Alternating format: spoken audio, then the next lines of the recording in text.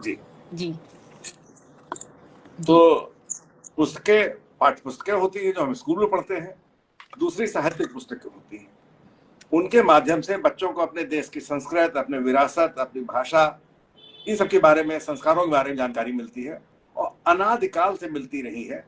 पंचतंत्र के देख लीजिए, जातक कथाएं, ये सब कथाएं सब ज्ञान का भंडार है, जिनसे बच्चों को जीवन के बारे में बहुत कुछ जानने को मिलता है। तो बाल साहित्य जो है बच्चों के लिए न केवल मार्गदर्शक का काम करता है, बल्कि उनके गुरु का काम करता है और उनका सच्चा मित्र होता है। तो बच्चों को ज्यादा से ज्यादा बाल साहित्य उपलब्ध करवाना चाहिए। और यहाँ पर मैं जोड़ना चाहूंगा, केवल बच्चों को ही नहीं, अभिभावकों सॉरी माफ कीजिएगा, अभिभावकों को भी, गार्जियंस को भी बाल साहित्य पढ़ना चाहिए। इससे उन्हें बाल मन को समझने में सहायता मिलेगी और कहीं न कहीं उनकी पेरेंटिंग में इम्प्रूवमेंट जरूर होगा। जी जी, बिल्कुल सही कहा सर आपने। क्योंकि आपने बहुत सारी बाल पुस्तकें लिखी हैं और दूसरी पुस्तकें भी लिखी हैं। कि हम लोग बात कर रहे हैं आज विशेष तौर पे बाल साहित्य के बारे में। तो लेखक को ऐसा क्या ध्यान रखना चाहिए जब बच्चों के लिए आप लेखन कर रहे हैं, तो आपको किन बातों की और विशेष ध्यान रखना चाहिए? हमारे दर्शक आपसे जानना चाहेंगे। देखिए, बच्चों के लिए लिखना काफी कठिन कार्य है, क्योंकि वो जितनी आसानी से अच्छाइयों को ग्रहण करते हैं, उससे ज्यादा आसानी से उनकी बुरी चीजों का उनके पर नकारात्मक प्रभाव पड़ सकता है। जी और कहानियों में ज्यादातर बुराई पे अच्छाई की विजय दिखाई जाती है, असत्य पे सत्य की जीत दिखाई जाती है। तो कई बार यहाँ पे बाल साहित्यकार को ऐसे नकारात्मक चरित्रों को नैतिकता गढ़ना पड़ता है, नकारात्मक सब। दृश्यों को सृजित करना पड़ता है और उसके ऊपर हम पॉजिटिविटी लाते हैं। तो उन चरित्रों का सृजन करते समय बहुत ज्यादा सावधानी बरतनी पड़ती है, वरना बच्चों पर नकारात्मक प्रभाव पड़ेगा। और जो एक बात हमेशा कही जाती है, बाल साहित्य सृजित करने के लिए हमें बाल मन को समझना पड़ता है, बाल मन के धरातल पर उतरना पड़ता है, उसी के अनुरूप, उसी की भाषा में, उन्हीं की शैली में बात करनी पड़ती है। अदरवाइज जो हम कहानी लिखेंगे, कहानी तो होगी लेकिन बच्चों के लिए उपयुक्त नहीं होगी और अनुपयोगी होगी। जी, बिल्कुल सही कहा आपने कि बच्चों की मानसिकता को ध्यान में रखते हुए बाल साहित्यकारों को इस बात पर ध्यान देना चाहिए कि उनकी आयु, मानसिकता और क्या शिक्षाप्रद तो होनी ही चाहिए कहानियाँ। लेकिन अब थोड़ा-सा माध्यम बदल गया है। अभी हाल ही में आपकी कुछ नई पुस्तकें आई हैं जिन्हें मैंने फ़ेसबुक पर भी देखा था, पोस्टर में भी लगाया था। तो क्या आपकी कोई प्रिय कहानी बच्चों के लिए जो आपने लिखी हो और उसके पीछे यदि कोई संदर्भ हो कि वो कहानी ऐसे लिखी गई या कविता ऐसे लिखी गई, तो हम जरूर जानना चाहेंगे। और इस बीच में हमारे साथ बहुत सारे दर्शक जुड़ गए हैं। अमेरिका से मंजू श्रीवास्तव जी जुड़ गए हैं, सोनू कुमार जी जुड़ गए हैं और भी बहुत सारे हमारे दर्शक आपको लाइव देख रहे हैं, जुड़ गए हैं। तो हमारे हमारे दर्शक आपसे जानना चाहेंगे, क्या किसी कहानी के पीछे कोई कभी या किसी पुस्तक के पीछे कोई कहानी रही है, कहानी की कहानी? देखिए, हर रचना के पीछे कोई ना कोई कहानी अवश्य होती है। और आपने कविता के लिए कहा, तो मैं कविताओं के मामले में बिल्कुल शून्य, कविताएं बिल्कुल नहीं लिख पाता, कहीं भी कोई भी कविता प्रकाशित नहीं है। हाँ, कहानियों के लिए माँ सरस्वती ने हमें काफी भरपूर आशीर्वाद से नवाजा है। और एक कहानी मैं सुनाना चाहूंगा। आपने एक बात कही स्वागत कि है। कहानी कहानी में कोई संदेश होना चाहिए। हालांकि जी हमारे कुछ विद्वान इसका विरोध करते हैं, वो कहते हैं कहानी मनोरंजन के लिए होनी चाहिए, संदेश के लिए तो टेक्स्ट बुक है। लेकिन मैं उनसे सहमत नहीं हो पाता। मेरा भी मानना है, हर कहानी में कोई न कोई सार्थक संदेश अवश्य होना चाहिए, ऐसा कि जिससे ग्रहण करने वाले को ये पता न लग सके कि उसे शिक्षा दी जा रही है और शिक्षा उस तक पहुंच जाए। अब कैसे, यही तो कौशल है। क्योंकि अगर हमने डायरेक्ट शिक्षा देने की कोशिश की तो बच्चा उसे स्वीकार नहीं करेगा और पुस्तक से भाग जाएगा। बिल्कुल वैसे जैसे होम्योपैथिक की मेडिसिन होती है, मीठी गोली की तरह, बच्चा उसे आसानी से खा जाता है, उसको पता भी नहीं लगता कि हम दवा खा रहे हैं और काम हो जी जाता है। तो मेरी एक कहानी छोटी सी है, उसे चित्र पुस्तक के रूप में नेशनल बुक ट्रस्ट ने प्रकाशित किया है, कई संस्करण उसके आ चुके हैं। उसका नाम है सूरज चंदा साथ साथ। अरे वाह। तो आपने पूछा उसके पीछे कहानी क्या है जी। तो कहानी ये है कि अगर हम प्रकृति की जो चीजें हैं प्राकृतिक रूप में जो ईश्वर ने हमें दी हैं उनके साथ छेड़छाड़ करते हैं, और आजकल प्रकृति के साथ छेड़छाड़ बहुत होता है, तो उसके दुष्परिणाम सामने आते हैं। बड़ी बड़ी बातें होती हैं ग्लोबल वार्मिंग की, और उनके साथ छेड़छाड़, ग्लेशियर पिघल रहे हैं, ये हो रहा है वो हो रहा है, बहुत होता है। तो इस चीज को मैंने एक अप्रत्यक्ष रूप से बताने की कोशिश की है कि अगर प्रकृति से छेड़छाड़ करेंगे तो क्या होगा। मैंने 2 पात्र लिए हैं, सूरज और चंदा। पुस्तक का नाम है सूरज चंदा साथ साथ। अच्छा, सूरज और चंदा ऐसे 2 कैरेक्टर हैं जिनको मतलब ग्लोबली बच्चे पहचानते हैं, किसी भी धर्म का, किसी भी आयु का, किसी भी देश का हो, सूरज चंदा से हर बच्चा जुड़ाव महसूस करता है जी। छोटी सी कहानी है। सूरज और चंदा 2 भाई, कई कई दिनों तक आपस में उनकी मुलाकात नहीं हो पाती, क्योंकि सूरज रात में जब घर लौटता तो चंदा दुनिया घूमने जा चुका होता, और चंदा जब सुबह घर लौटता तो सूरज दुनिया को प्रकाश देने जा चुका होता। एक दिन चंदा ने कहा, भाई तुम्हारे बिना हमको अच्छा नहीं लगता। सूरज ने कहा, हाँ मुझे भी तुम्हारे बिना अच्छा नहीं लगता। तो चंदा ने कहा, भैया ऐसा करते हैं, आज हम दोनों लोग साथ साथ दुनिया घूमने चलते हैं। तो सूरज ने कहा, नहीं भाई, हमारा तुम्हारा काम अलग अलग है, अगर हम और तुम एक साथ दुनिया घूमने निकले तो सब गड़बड़ हो जाएगी। तो चंदा रूठ गया, बोला, भैया मैं ये सब नहीं जानता, अगर तुम मेरे साथ दुनिया घूमने नहीं निकले तो मैं तुमसे कभी बात नहीं करूंगा।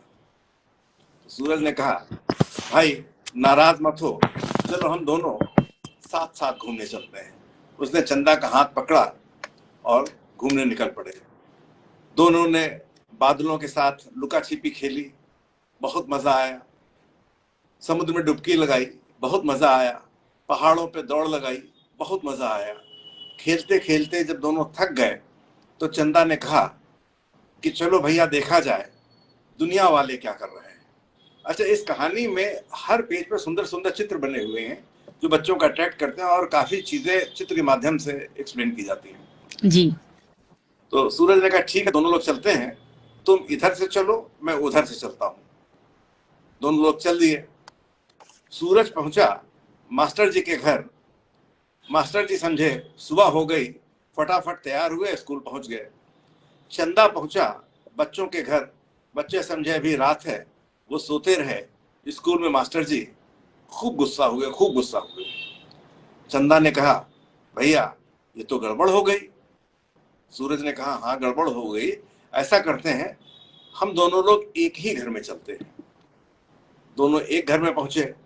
सूरज ने झांका खिड़की से दादी के कमरे में। दादी समझी सुबह हो गई है, वो उठ गई। चंदा ने झांका मम्मी के कमरे में। मम्मी समझी रात हो गई, वो सोती ही रही। दादी खूब गुस्सा हुई, दादी खूब गुस्सा हुई। चंदा ने कहा, अरे भैया यहां भी गड़बड़ हो गई, अब क्या करें। तो सूरज ने कहा, ठीक है मजा तो बहुत आ रहा है, लेकिन चलते हैं, हम आगे आगे चलते हैं, तुम पीछे पीछे आओ। तो सूरज पहुंचा हलवाई के घर। वह समझा सुबह हो गई है, उसने फटाफट दुकान खोल दी और मिठाई बेचने बैठ गया। थोड़ी देर बाद चंदा वहां पहुंचा। हलवाई समझा रात हो गई, वो वहीं पर सो गया। बच्चे उसकी सारी मिठाई खा गए। तो सेठानी हलवाई की बीबी खूब गुस्सा हुई, खूब गुस्सा हुई। अब बेचारा चंदा बहुत उदास हो गया, आंखें डबडबा आई। उसने कहा, भैया हम लोग जहां जाते हैं गड़बड़ हो जाती है, क्या करें। तो सूरज ने कहा, परेशान मत हो, मेरा हाथ पकड़ो, दोनों लोग बिल्कुल साथ साथ चलते हैं। तो दोनों लोग पहुंचे एक खेल के मैदान में। वहां बच्चे फुटबॉल खेल रहे थे। सूरज ने खिलाड़ियों की तरफ देखा, उनको लगा दिन है, वो खेलते रहे। चंदा ने गोलकीपर की तरफ देखा, वो समझा रात हो गई, वो सो गया। लोगों ने खूब गोल कर दिए। कैप्टन गोलकीपर के ऊपर खूब गुस्सा हुआ, खूब गुस्सा हुआ। अब तो चंदा को बहुत दुख हुआ, बहुत अफसोस हुआ। उसने कहा भैया आप सही कह रहे थे, हम दोनों अगर साथ निकलेंगे तो सब गड़बड़ ही होता जाएगा। लेकिन सूरज ने कहा मैंने तुमको समझाया था कि हमारा तुम्हारा काम अलग अलग है, साथ चलेंगे तो गड़बड़ हो जाएगा, हम दोनों को अलग अलग ही निकलना होगा। चंदा बोला लेकिन भैया मुझे तुम्हें देखे बगैर अच्छा नहीं लगता, मैं तुम्हें देखे बगैर रह नहीं पाऊंगा, कोई तरीका निकालो। तो सूरज ने कहा ठीक है, आज से शाम को मैं थोड़ा जल्दी लौट आया करूंगा तुम्हारे घर से बाहर निकलने से पहले। तब से सूरज शाम को जल्दी लौटता है, चंद्रमा उस समय बाहर जा रहा होता, सूरज को टाटा करता है, और अगले दिन जब चंद्रमा वापस आ रहा है तो सूरज उसे टाटा करते हुए दुनिया को घूमने निकल पड़ता है। तब से यही प्रक्रिया चल रही है। बहुत सुंदर कहानी, बहुत बढ़िया कहानी। और जैसा कि कुछ लोग कहते हैं कि कहानी में शिक्षा नहीं होनी चाहिए, इस कहानी में तो एक बहुत बड़ी शिक्षा है कि प्रकृति ने जो नियम बनाए हैं उनको वैसा ही रहने दें, उससे छेड़छाड़ ना करें। और किस तरह से बच्चों को भी समझ आया छोटी सी कहानी से, सूरज और चंदा से, कि हर चीज अपने समय पर ही अच्छी लगती है। और इस बीच में हमारे साथ और भी जुड़ गए हैं दर्शक, जिसमें ईशु शर्मा जी, ईश्वर जी है, सुधा जुगरान जी हैं, आपकी कहानियों के लिए तारीफ कर रही हैं, राजीव नसीब जी जुड़ गए हैं, और भी बहुत सारे दर्शक हमारे साथ जुड़ गए हैं मंजू जी के साथ। और गुरु पूर्णिमा के लिए भी आपको सादर प्रणाम प्रेषित कर रहे हैं। तो ये आपकी कहानियों की एक खासियत मुझे लग रही है कि कहीं ना कहीं आपकी कहानियां जो होती हैं वो बाल मन को तो छूती ही छूती है, साथ में उनको कहीं ना कहीं एक नई दिशा भी देती है जो भविष्य में उनके बहुत काम आने वाली है। ऐसी ही आपकी कहानी है बादल रोने लगे, और फिर है ये सूरज चंदा, ये देश हमारा, और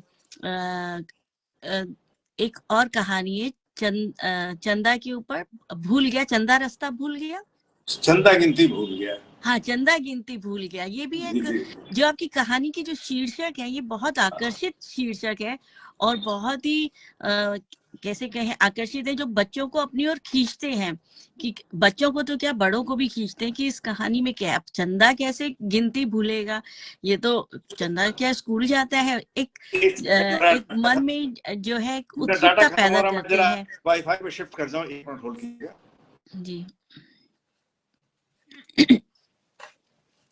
तो दर्शकों, जैसा आपको पता ही है कि कहानी लिखना भी एक बहुत बड़ी कला है, और सर की जो पुस्तकें हैं उनका जो शीर्षक होते हैं, सर आपका माइक म्यूट है, तो जो शीर्षक होते हैं वो बहुत ज्यादा आकर्षित शीर्षक होते हैं। उसके साथ साथ जो आवरण होता है पुस्तकों का, उसके रंग और उस पे जो चित्र बनते हैं वो भी बहुत आकर्षित होते हैं।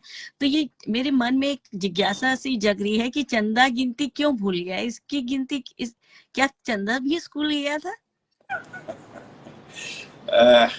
देखिए, पहले जो आपने शीर्षक की बात कही, तो मैं एक चीज बता दूं, शायद इससे जो हमारे बच्चे हैं जो साहित्य से जुड़ना चाहते हैं उनको कुछ लाभ हो। हालांकि लोग टिप्स देते नहीं हैं, लेकिन अब हम लोग इस उम्र में पहुंच चुके हैं कि किसी से प्रतिद्वंदता नहीं रही। मैं कहानी लिखने से पहले 2 चीजों पे बहुत मेहनत करता हूं। एक तो शीर्षक तलाशने में, क्योंकि हालांकि कहानी को प्रोडक्ट कहना उचित नहीं होगा, लेकिन किसी भी प्रोडक्ट की ओर लोग तभी आकर्षित होते हैं जब उसकी पैकेजिंग अच्छी हो। तो किसी भी पुस्तक या कहानी को कोई तभी उठाएगा हाथ में जब उसका शीर्षक आकर्षित करता हो और उसके चित्र आकर्षित करते हो, तभी वो देखेगा। उसके बाद वो पढ़ेगा, फिर डिसाइड करेगा कि अच्छा है कि खराब है। दूसरा, पात्रों के नाम को चुनने में मैं बहुत मेहनत करता हूँ। कई बार गूगल पे बैठ के जिस प्रदेश की कहानी लिख रहा होता हूँ, वहां के प्रदेश के मेल फीमेल के नामों की लिस्ट निकालता हूँ, फिर उससे सर्च करता हूँ कि कौन सा नाम चुनूं, क्योंकि नाम से काफी कुछ चरित्र परिभाषित हो जाता है। जैसे अभी 4-5 दिन पहले मेरी एक कहानी प्रकाशित हुई, धमाका सिंह की मूंछें, हास्य कहानी है। तो कल मेरे पास एक फोन आया था किसी बुजुर्ग का, वो यही बात कह रहे थे कि इसमें जो आपने नाम रखे हैं, धमाका सिंह, झुल्लन उस्ताद, हवलदार ज्वाला सिंह, तो ये अपने अपने कैरेक्टर को अपने आप बताते हैं कि धमाका सिंह बहुत धमक वाला आदमी होगा, ज्वाला सिंह कैसा होगा। खैर, आपने चंदा गिनती भूल गया, तो चंदा स्कूल तो नहीं गया, लेकिन सूरज, चंदा, सितारे, इनको लेके मैंने बहुत सी चित्र पुस्तकें लिखी हैं। एक चंदा मामा है, एक सूरज गुस्सा भूल गया है, इस तरीके से काफी हैं, क्योंकि मुझको तो बचपन से चरित्र प्रिय हैं और मुझको नहीं लगता कि दुनिया में शायद ही कोई ऐसा बच्चा हो जिसने आसमान में तारे न गिने हो, गिनने की कोशिश न की हो। हालांकि अब शहर में आजकल फ्लैट में तारे दिखना मुश्किल होते हैं, लेकिन फिर भी अगर कहीं बच्चे को रात में खुला आसमान देखने को मिला तो चांद को निहारता जरूर है और तारे गिनता जरूर है। तो इसी को लेके मैंने कहानी लिखी है। उसको नेशनल बुक ट्रस्ट ने बहुत ही खूबसूरत चित्रों के साथ प्रकाशित किया है और मेरी सबसे, वो क्या कहते हैं ना, सबसे सुपर हिट किताब यही है। सबसे ज्यादा संस्करण इसके हुए हैं और जाने कितने प्रदेशों में ये पुस्तक स्कूलों में सप्लाई हुई है और जाने कितने स्कूलों में लीगली और इलीगली एक कोर्स के माध्यम से पढ़ाई जा रही है।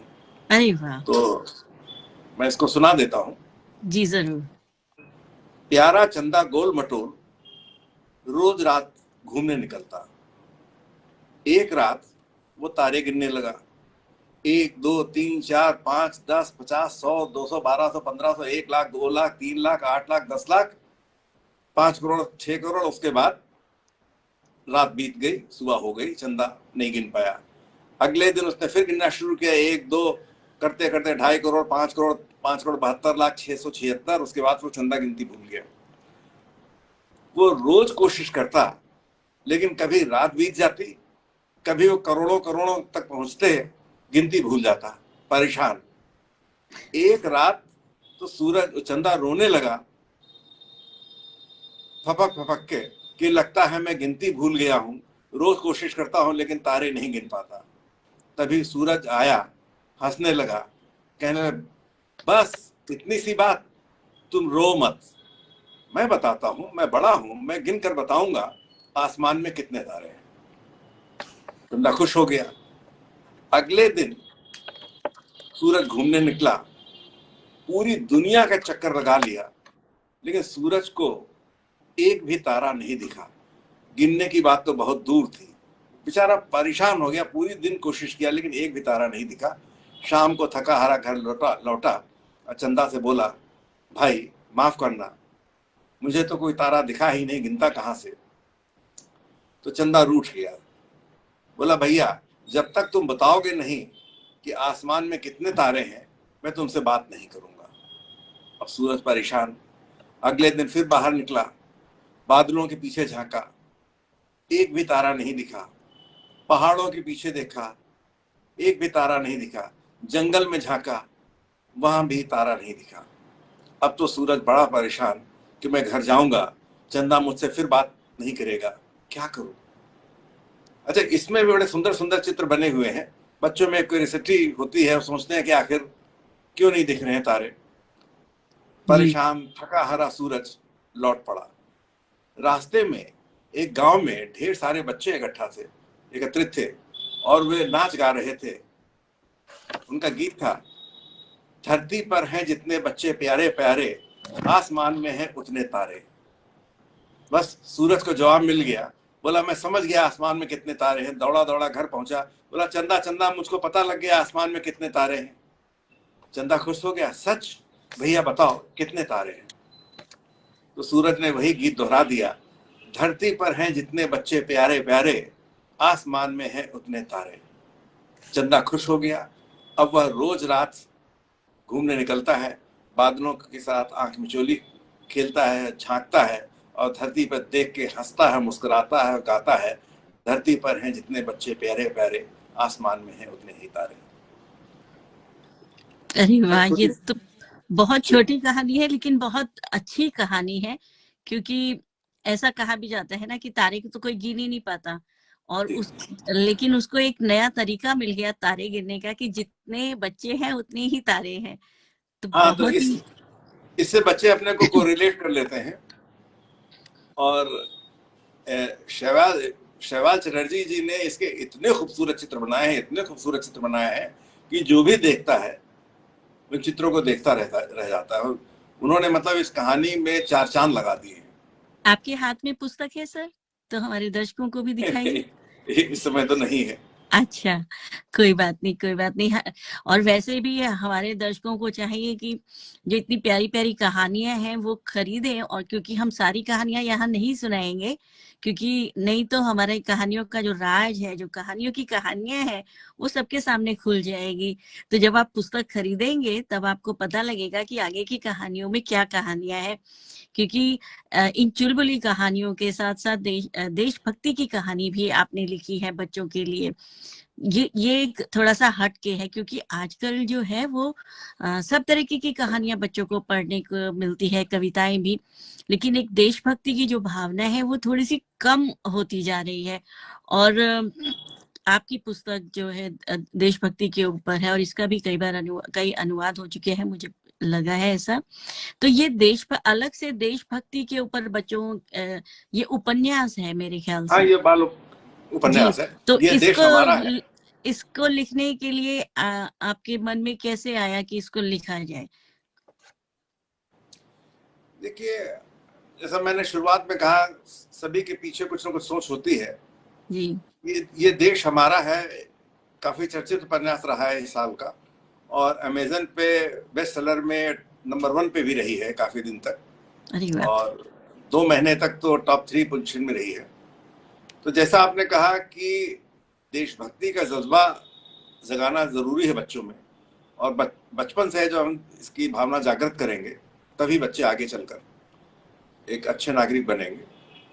तो इसमें 2-3 चीजें हमारे मन में थी कि एनसीसी कैडेट्स, इनको ट्रेनिंग दी जाती है कि साहस हो, संकट पे कैसे सामना किया जाए, विषम परिस्थितियां आ जाए तो उनसे कैसे जूझा जाए, धैर्य न खोया जाए। इस चीज को मैं चाहता था एक उपन्यास के माध्यम से रेखांकित करूं। दूसरी चीज, हमारे पड़ोस में जो दुश्मन देश हैं वह तरह तरह के षड्यंत्र रच के हम लोगों को परेशान करने की कोशिश करते हैं, देश को विभाजित करने की कोशिश करते हैं, कहीं आतंकवादी घटनाएं, कहीं विस्फोट। इस उपन्यास में उन्होंने बॉर्डर पे जंगल के भीतर एक कबीला के जो लोग हैं उनके साथ मिलकर एक अपना अड्डा स्थापित कर लिया है। अच्छा, अब कबीलों ने इनकी मदद क्यों की, उसके पीछे मैंने ये रखा कि जंगल में शिक्षा की सुविधाएं नहीं है। हमारे कबीले वाले आदिवासी लोग अक्सर अनपढ़ होते हैं जी। तो इस कहानी में विदेशी फौजियों ने उन कबीले वालों को ये समझा दिया कि हम हिंदुस्तानी फौजी हैं। इस गलतफहमी में वो बेचारे अपने हिसाब से देशभक्ति कर रहे होते हैं और अनजाने में दुश्मन राष्ट्र की मदद करते हैं, उनका गुप्त अड्डा बनवा देते हैं जहाँ पे पूरा इतनी मतलब हथियार जमा हो जाते हैं कि जिससे छोटा मोटा युद्ध किया जा सकता है। और इधर मैंने दिखाया कि एनसीसी के कैडेट्स हिमालय पे ट्रैकिंग के लिए जा रहे हैं। कुछ रास्ता वो हेलीकॉप्टर से उनको पार करना होता है, तो हेलीकॉप्टर उनका खराब हो जाता है, उसकी इमरजेंसी लैंडिंग जंगल में करनी पड़ती है। जंगल में जो जो विषम परिस्थितियां आती जाती हैं उनका ये बच्चे अपने साहस से, अपने बुद्धिमत्ता से किस तरीके से सामना करते हैं, इसको इस तरीके से चित्रित किया है कि भगवान न करे कि किसी दूसरे बच्चे के सामने वो संकट आए तो वो याद कर ले कि उस उपन्यास में बच्चों ने ऐसा ऐसा उपाय किया था तो संकट से पार हो गए थे। और इस उपन्यास में मैंने बिना एक भी गोली चलवाए उस पूरे जो दुश्मन देश का अड्डा था वहां जितने लोग थे उनको सबको इन बच्चों की बुद्धिमत्ता से गिरफ्तार करवा दिया। और रहस्य नहीं खोलूंगा, पढ़ने लायक है जी, मुझे वही लग रहा है। किस तरीके से बच्चों ने उन कबीले वालों की गलतफहमी दूर की कि तुम हिंदुस्तानी फौज की नहीं विदेशी फौज की मदद कर रहे हो। वो बड़ा इंटरेस्टिंग पार्ट है। जी बाद में जब उनको विचारों को पता लगता है तो बहुत अफसोस होता है। और जब सब कुछ पकड़ लिया जाता है, भारतीय फौज का कब्जा हो जाता है उस इलाके में, तो जो भारतीय फौज के सबसे बड़े अफसर आए थे वहां पे, वो पूछते हैं आदिवासियों से, कबीले वालों से, कि तुम लोगों को क्या इनाम चाहिए। तो हाथ जोड़ के रोते हुए कहता है कि अगर हमारा भला करना चाहते हो तो यहाँ पे स्कूल खुलवा दीजिए, अरे वाह। क्योंकि हम लोग अशिक्षित हैं, इसी वजह से हमारी इस कमजोरी का दुश्मन ने फायदा उठाया। अगर हम शिक्षित होते तो हमें अपने देश के साथ गद्दारी करने के लिए मजबूर नहीं होना पड़ता।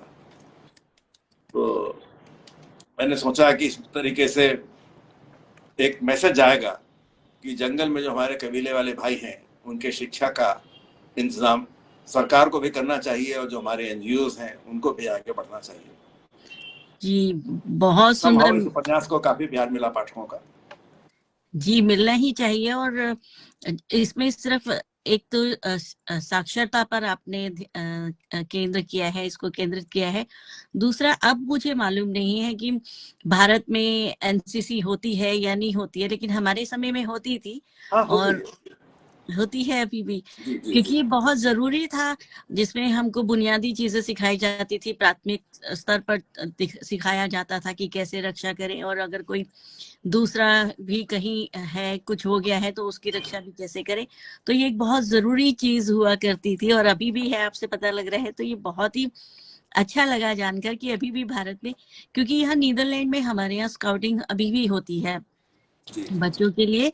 जो ये 6 हफ्ते की छुट्टियां आज से शुरू हो जाएंगी, तो उसमें बच्चे स्काउटिंग में जाते हैं, कैंपिंग करते हैं वहां पर, उसी तरीके से जैसे एनसीसी में करते थे वैसे ही उन लोगों से यहाँ करवाया जाता है। तो ये बहुत ही अच्छी बात लगी, और बहुत अच्छा उपन्यास लगा। मेरा मन भी है इसे पढ़ने के लिए। तो पर शांत से स्काउटिंग से हमें याद आया, आपने जी जैसे बताया कि उनको ट्रेनिंग दी जाती है। मैंने सुना कि जापान में कुछ कंपनी अपने टॉप मैनेजमेंट, सीनियर मैनेजमेंट के लोग जो होते हैं या मिडिल मैनेजमेंट के लोग, उनकी ट्रेनिंग में एक प्रोग्राम करते हैं, उनको छुट्टी देते हैं और सफिशिएंट पैसा देते हैं, और बिल्कुल रिमोट एरिया में उनको ले जाके वहां स्टे करा देते हैं जहां पे कोई संसाधन नहीं होते हैं, और उनसे कहा जाता है कि आप यहाँ मैनेज कीजिए और रहिए कुछ दिन, 1 हफ्ता रहिए। जी तो वो ये देखना चाहते हैं कि उनकी मैनेजरियल स्किल कितनी है, कि जहां पे कुछ भी नहीं है वहां पे संसाधन कैसे जुटाते हैं। तो ये भी ट्रेनिंग का ही पार्ट है। तो एनसीसी भी समझ लीजिए कुछ बेसिक चीजें इसी तरीके से सिखाती है। जी और मेरा एक, अनुमति आप दें तो मेरा एक उपन्यास है, मैं उसका जिक्र करना चाहूंगा। बिल्कुल सर, मंच आपका है। होगी जीत हमारी। इसे भारत सरकार के प्रकाशन विभाग ने 15 भाषाओं में प्रकाशित किया है। ये पर्यावरण संरक्षण पर उपन्यास है, और मैंने देखा कि पर्यावरण संरक्षण पे बातें बहुत होती हैं, लेकिन जब भी बातें होती हैं लोग भाषण देने की मुद्रा में आ जाते हैं, और बच्चा भाषण बिल्कुल नहीं सुनना चाहता, वो स्कूल में सुन सुन के बोर हो चुका होता है। तो जहां भाषणबाजी शुरू होगी बच्चा उस लेख को, कहानी को, उस किताब को उठा के रख देगा। इस पुस्तक को मैंने रहस्य रोमांच का ताना बाना ऐसा बुना है, और खास बात यह है कि पर्यावरण पे आधारित होने के बावजूद पूरी उपन्यास में मैंने कहीं भी पर्यावरण शब्द का प्रयोग ही नहीं किया है। मैं चाहता था कि कहानी का ताना बाना ऐसा हो कि वहां जो आंदोलन चल रहा है पर्यावरण को बचाने के लिए, उससे पाठक स्वयं को जुड़ा हुआ महसूस करे और उस आंदोलन के पक्ष में खड़ा हो जाए। और शायद यही बात भारत सरकार को पसंद आई, और उन्होंने उस उपन्यास को 15 भाषाओं में प्रकाशित किया है, और इस उपन्यास को भी कई प्रदेशों के हर स्कूल में भेजा गया है। अरे वाह, ये तो बहुत ही सम्मान की बात है, और बहुत ही अच्छा लग रहा है कि आपकी जो कहानियां हैं और उपन्यास हैं उसको भारत सरकार की तरफ से भी बहुत सारा सपोर्ट मिल रहा है। इस बीच में हमारे साथ रजनीकांत शुक्ला जी जुड़ गए हैं, समीर गांगुली दादा जुड़ गए हैं, और रजनीकांत शुक्ला जी बोल रहे हैं बाल कहानी सम्राट हैं संजीव जी तो, और अर्चना झा जी जुड़ गई हैं, और समीर सर आपको सुनने के लिए बहुत बहुत धन्यवाद कर रहे हैं। और भी बहुत सारे, अर्चना झा, कुसुम अग्रवाल जी, बहुत सारे हमारे साहित्यकार जुड़ गए हैं। समीर गांगुली जी, रजनीकांत शुक्ल जी, कुसुम अग्रवाल जी, ये तीनों काफी वरिष्ठ रचनाकार हैं। बाल साहित्य के लिए इन्होंने काफी कुछ किया है। रजनीकांत शुक्ल जी जो हमारे बच्चे वीरता का पुरस्कार पाते हैं, हर साल उनके ऊपर कहानियां लिखते हैं, कई पुस्तकें उनकी प्रकाशित हुई हैं। समीर गांगुली जी अलग शैली की रचना देने के लिए विख्यात हैं। अभी उनका एक गुलाबी भैंसा, हाँ, बहुत चर्चित है, बहुत चर्चित हुआ। फाइटर मुंडी आप पढ़िएगा जी। मैं तो अनुरोध करूंगा फाइटर मुंडी सभी लोग पढ़ें। आश्चर्यचकित हो जाएंगे कि भारत में भी लोग इस टक्कर की किताब लिख रहे हैं। कुसुम अग्रवाल जी लगातार पत्र पत्रिकाओं में लिख रही हैं। अर्चना झा जी अगर बेंगलोर वाली हैं तो वो मेरे ऊपर शोध कर रही हैं, और अगर कोई दूसरी अर्चना झा जी हैं तो मैं उनको स्वागत करता हूँ। मैं नहीं जानता वो बेंगलोर वाली हैं या दूसरी हैं। संतोष पांडे जी भी हमारे साथ जुड़े हुए हैं। आनंदी शिंदे, प्रोफेसर आनंदी शिंदे महाराष्ट्र से जुड़ी हुई हैं, और बहुत सारे लोग आपके लिए जुड़े हुए हैं। इस बार तो मेरा भी सौभाग्य रहा कि समीर दादा से मैं भी मिल पाई इस बार पुस्तक मेले में, तो बहुत अच्छा लगा उनसे मिलकर। और रश्मि त्रिपाठी जी भी हमारे साथ जुड़ गई हैं, सुधा गुप्ता जी भी हमारे साथ जुड़ गई हैं, जो आपकी कहानियों के लिए कह रही हैं कि आपकी कहानियां बहुत असरदार होती हैं। तो सबको बहुत मजा आ रहा है। सुधा जी खूब लिखती हैं, मैंने काफी रचनाएं पढ़ी उनकी। जयबिन कुमार जी भी जुड़ गए हैं, उनको भी बहुत अच्छा लग रहा है आपकी कहानी। जयबिन कुमार सिंह जी, देवेन जी तो बहुत वरिष्ठ, हमारा प्रणाम उनको। तो एक सवाल अभी भी मेरे मन में है, शायद सबके मन में ही होगा। इतनी सारी कहानियां लिखी जा रही है, बाल साहित्य और किशोर साहित्य भी हमारे यहाँ बहुत ज्यादा लिखा जा रहा है, लेकिन फिर भी कहीं ना कहीं एक चुनौती बना हुआ है आज का डिजिटल युग। तो आज के डिजिटल युग में बाल साहित्य की प्रासंगिकता पर आप क्या कहना चाहेंगे सर? देखिए, बाल साहित्य की प्रासंगिकता न कभी कम हुई है न कभी होगी, उसका स्वरूप बदलता रहेगा। जैसे माँ का महत्व, अब हम लोगों के युग में माँ का दूसरा स्वरूप होता था, गृहिणी होती थी, खाना बनाना, बच्चों को पालना, यही उनका दायित्व होता था। आज अधिकांश महिलाएं वर्किंग हैं, तो उनको बच्चे को क्रच में दाखिल कराना पड़ता है, आया रखनी पड़ती है, या आजकल नैनी कहते हैं, वो रखनी पड़ती है। लेकिन नैनी की गोद में और माँ की गोद का फर्क हमेशा बना रहेगा। माँ की ममता का कोई मूल्य नहीं है। इसी तरीके से बाल साहित्य का स्वरूप बदलता रहेगा। पहले दादा दादी के माध्यम से सुनते थे, लोक कथाएं होती थी जो पीढ़ी दर पीढ़ी चली आती थी, फिर कागज की पुस्तकें आई, अब डिजिटल स्वरूप बदला है। और कहते हैं दुनिया में कोई भी चीज स्थायी नहीं होती, सिर्फ एक चीज स्थायी है, वो है परिवर्तन का नियम। परिवर्तन तो होंगे ही, और हमें उनको स्वीकार करके उनके साथ कदम ताल करना पड़ेगा। आप जब भारत में रही होंगी तो दो चीजें बहुत फेमस थी, बजाज स्कूटर, हमारा बजाज जी, एम्बेसडर कार जी। बजाज वालों ने बदलते वक्त की नस बदली, स्कूटर बंद करके मोटरसाइकिल का प्रोडक्शन स्टार्ट कर दिया। आज भी मतलब नंबर 2 पे तो इंडिया में है ही है।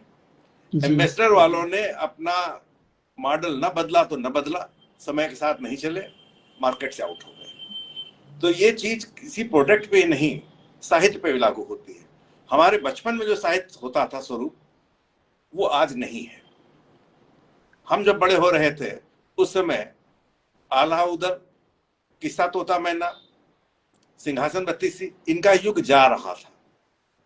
राजा रानी जमींदारों की कहानियां प्रचलित थी, क्योंकि देश नया नया आजाद हुआ था। समाज की धुरी राजा रानी के इर्द गिर्द घूमती थी, जमींदारों के इर्द गिर्द घूमती थी। वो बच्चों के आदर्श होते थे, तो उनकी कहानियां दी जाती थी। हर बच्चा वैसा बनना चाहता था। लेकिन अब हम डेमोक्रेसी में रह रहे हैं, राजा रानी का अस्तित्व समाप्त हो चुका है।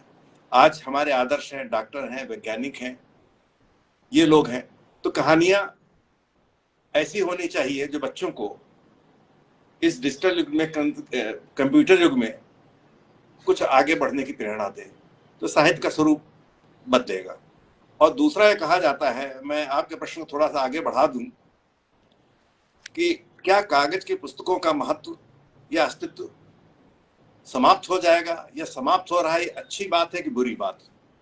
सभी लोग चिंतित हैं और सब डिजिटल क्रांति को लेकर कभी कभी कोसते हैं कि पुस्तकों को समाप्त किए दे रही हैं, सारी मैगजीन्स अच्छी अच्छी बंद हो गई। लेकिन ये तो होगा ही होगा, हमें इसको स्वीकार करना होगा, भले हमारी पीढ़ी के लोग सहमत न हो। आज जब हम सभी सरकारी और प्राइवेट कार्यालयों में पेपरलेस वर्क की ओर बढ़ रहे हैं, हमारी विधानसभाएं, लोकसभाएं पेपरलेस हो गई, बच्चों की पढ़ाई पेपरलेस हो गई, तो हम कैसे उम्मीद कर सकते हैं कि बच्चे की दुनिया जब पेपरलेस हो गई तो केवल हमारी कहानी पढ़ने के लिए वो किताब लेके बैठेगा? मुझको किंडल में पढ़ने में मजा नहीं आता, क्योंकि मैंने कागज की किताबें पढ़ी, मैं कंफर्टेबल नहीं होता हूँ किंडल पे। इसी तरीके से जिस बच्चे की पढ़ाई ऑनलाइन हो रही है, पेपरलेस हो रही है, वो आधा किलो की किताब लेके कंफर्टेबल नहीं होगा।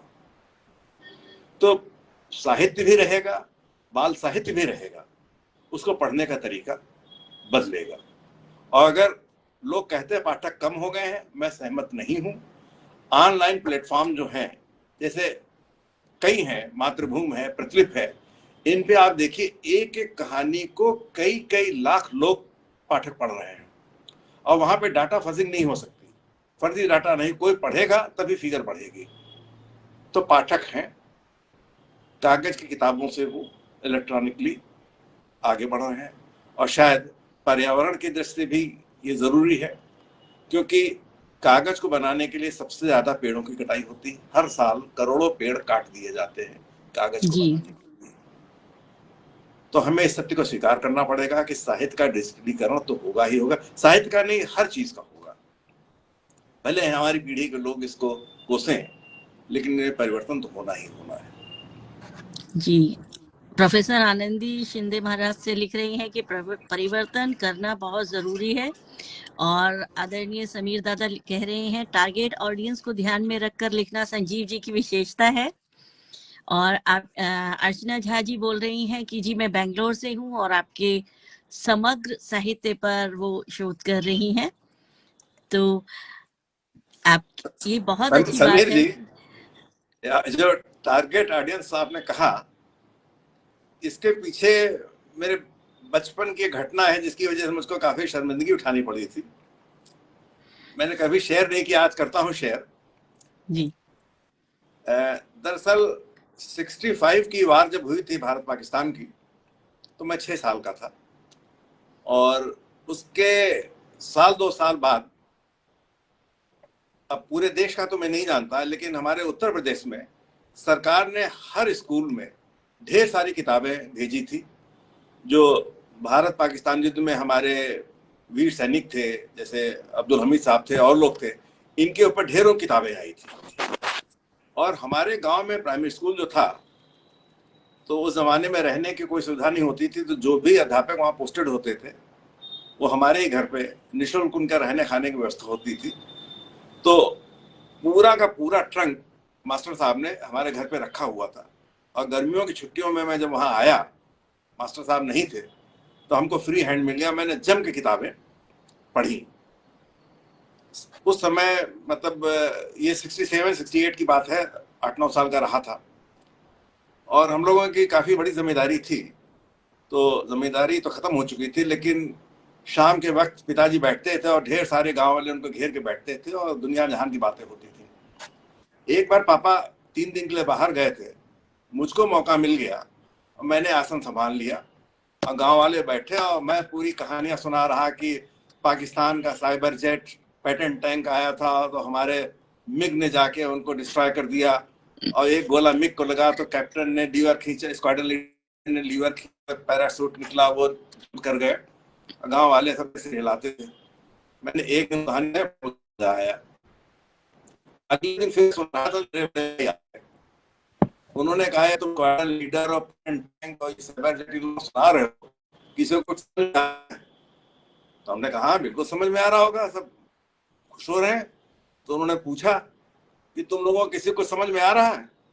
तो सभी गाँव वालों ने एक तरफ से कह दिया कि कुछ समझ में नहीं आ रहा। तो उन्होंने कहा कि भाई जब समझ में नहीं आ रहा है तो तुम लोग सिर क्यों हिला रहे हो? हाँ भैया क्यों कह रहे हो? तो बोले संजय भैया सुना रहे हैं तो सुनना तो पड़ेगा ही। तो इस बात पे मेरे बड़े भाई ने और छोटे भाइयों ने मेरा कई दिनों तक मजाक उड़ाया कि सबको कहानी सुना रहे थे, किसी को समझ में नहीं आ रहा था। तो उसी दिन से मेरे मन में कहीं न कहीं ये गांठ बैठ गई कि जैसी ऑडियंस हो वैसा ही सुनाना चाहिए, वैसी ही बात करनी चाहिए।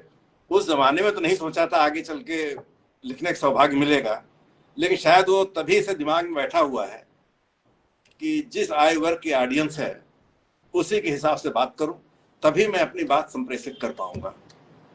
अदरवाइज मैं कहूंगा तो बहुत अच्छी बात, लेकिन उनके ऊपर से निकल जाएगी। जैसे कुछ लोग, खास करके जो हमारे हिंदी के प्रकांड विद्वान होते हैं, वो कहानी में इतना लालित्य घोल देंगे, इतने संस्कृत शब्दों का प्रयोग कर देंगे कि आम पाठक के सर के ऊपर से निकल जाती है।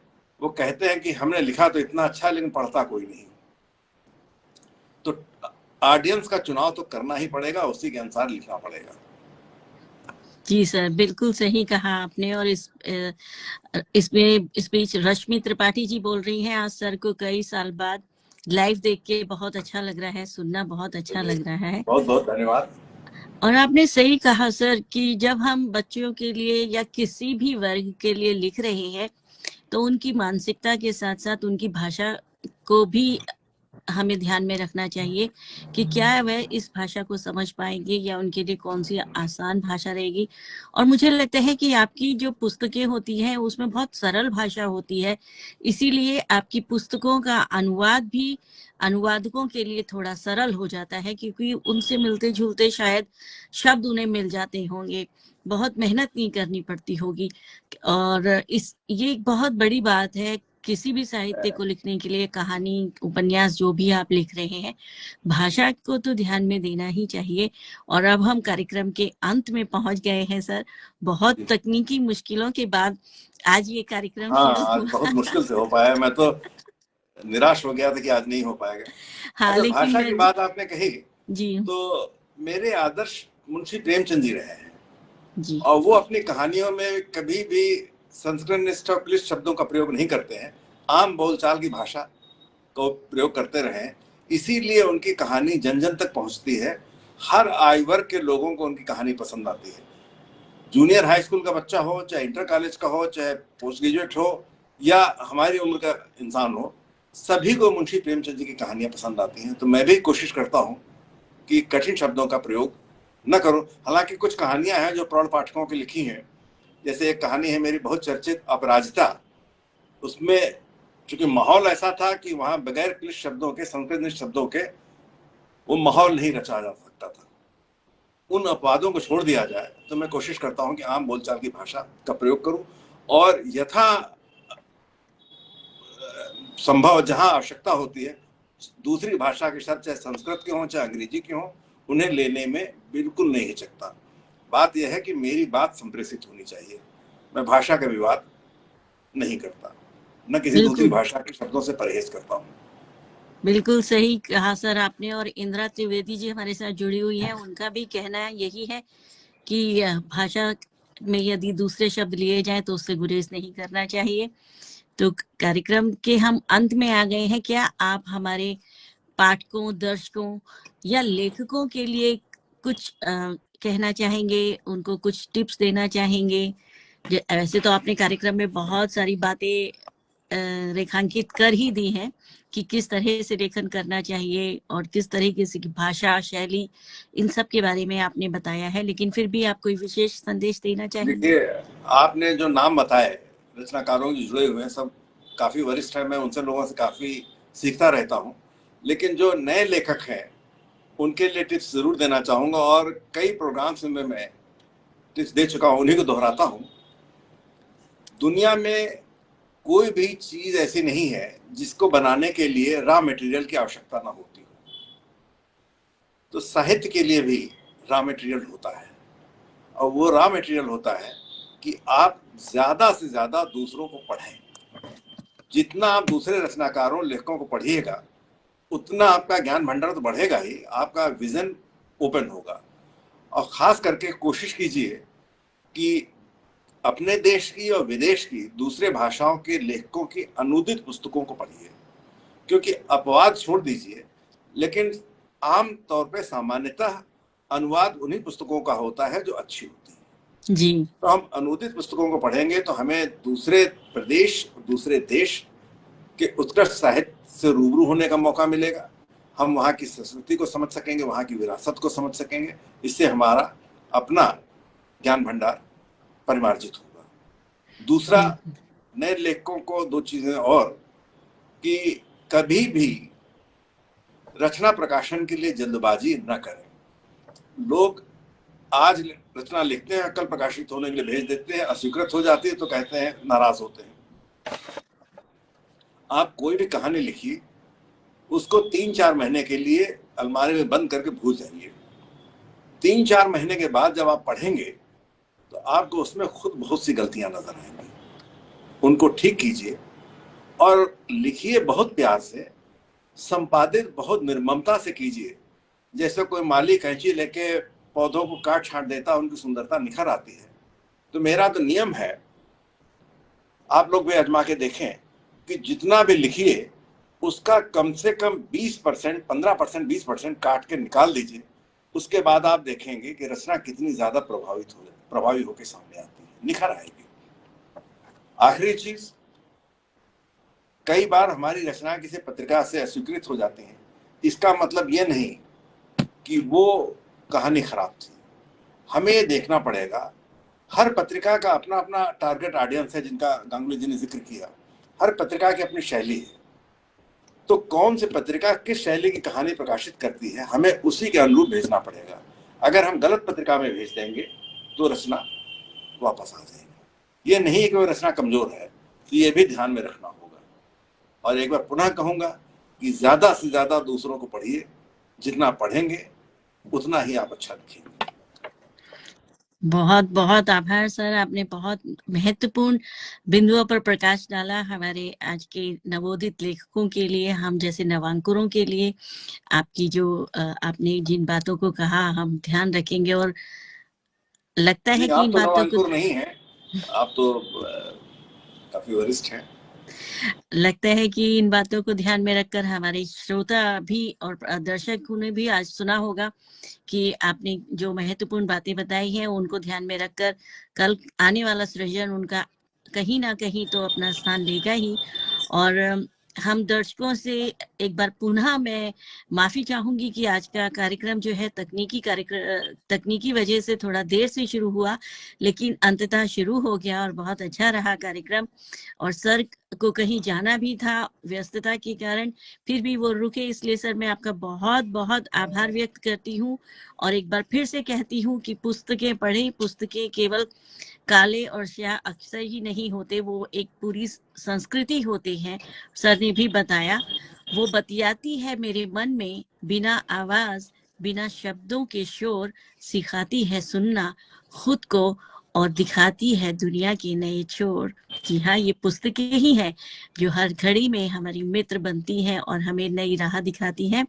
तो आज हमारे साथ फेसबुक से जुड़े हुए सभी श्रोताओं और दर्शकों का मैं हृदय से आभार व्यक्त करती हूँ। साहित्य मनीषी, बाल साहित्यकार हमारे साथ जो जुड़े उन सब का हृदय से आभार व्यक्त करती हूँ। और आभार व्यक्त करती हूँ आदरणीय सर का, क्योंकि सर को कहीं जाना भी था और समय बहुत खराब हो गया था, फिर भी उन्होंने समय निकाला और रुके रहे। सर आपका बहुत बहुत आभार है। बहुत बहुत धन्यवाद। अगले सप्ताह में हम फिर मिलेंगे एक नए लेखक के साथ, उनकी कहानी, उनकी जुबानी सुनने के लिए। तब तक के लिए आज्ञा दीजिए। धन्यवाद। नमस्कार।